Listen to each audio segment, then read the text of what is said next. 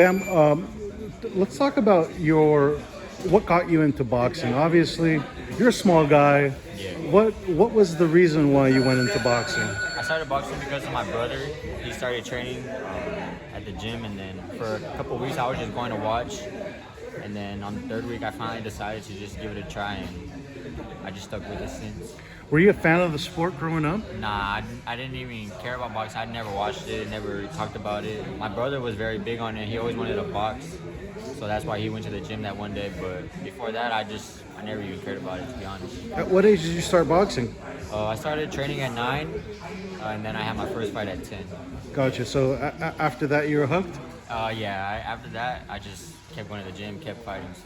So, over the last 13 years, who have been some of your favorite fighters in the smaller weight divisions? My favorite fighter growing up was Nonito Donaire, but in the heavyweight classes, Manny Pacquiao.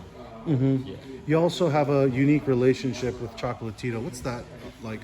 It's cool. I watched him coming up as well, growing up as a kid, fighting on HBO against the other flyweights of the division. So to finally meet him and grow a relationship with him is pretty cool, pretty badass.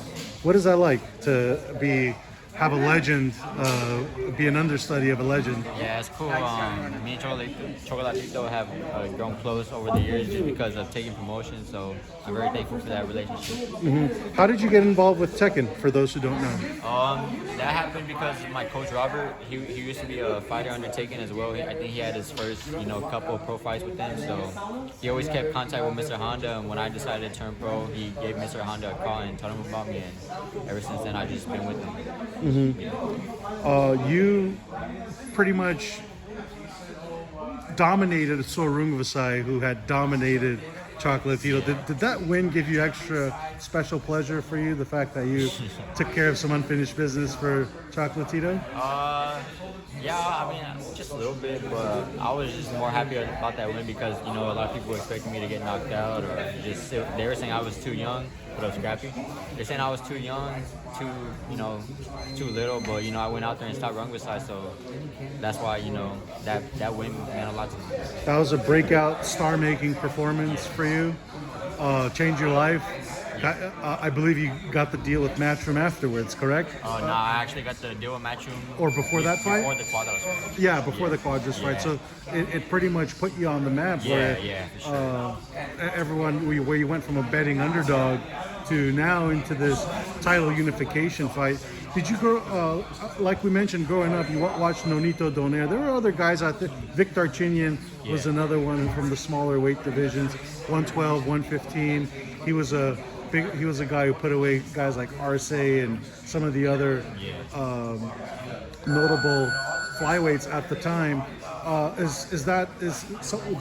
Watching Victor Chinian, for example, is that someone you liked as well too? I never watched his fights, but along with Chocolatito, I would watch Rungvisai and Quadras, so it was crazy to just actually be inside the ring with them. But other than that, I didn't really watch too much smaller weights because at the time there wasn't much going on for them, or they wouldn't show them on TV, so it was kind of hard to catch the fights. What makes you must-see TV right now? My style is exciting. I'm always gonna put on a great performance, a great fight for the fans. So I believe that's why people appreciate my style. You mentioned that you didn't really watch boxing growing up, but are you a student of the game now? Do you go into the history? Do you kind of see what the trajectory you could be putting yourself on? I do watch boxing here and there. I don't watch it as much anymore, but when the fights are live, then I'll watch them. But I'll study here and there, but not too much. Naoya Inoue, obviously, he's kind of climbed up the ladder right now. What do you make of him? He's a great fighter, pound for pound, one of the best.